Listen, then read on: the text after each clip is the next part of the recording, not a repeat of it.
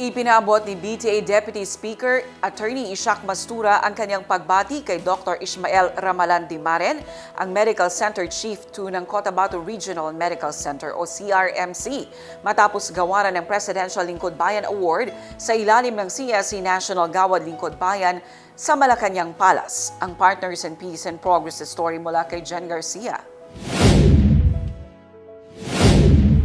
Mainit na pagbati ang ipinaabot ng Office of Deputy Speaker Attorney Ishak Mastura kay CRMC Medical Center Chief 2, Dr. Ismael Ramalan Dimaren, matapos itong gawaran ng Presidential Lingkod Bayan Award sa ilalim ng CSC National Gawad Lingkod Bayan ng Malacanang Palace.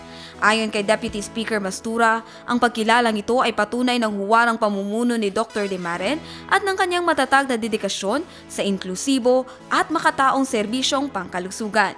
Dagdag pa niya, patuloy na nagbibigay karangalan sa mamamayang Bangsamoro at sa buong riyon ng malasakit at profesionalismo ng mga health leaders na inuuna ang kapakanan ng publiko. Jen Garcia, iMinds, Philippines.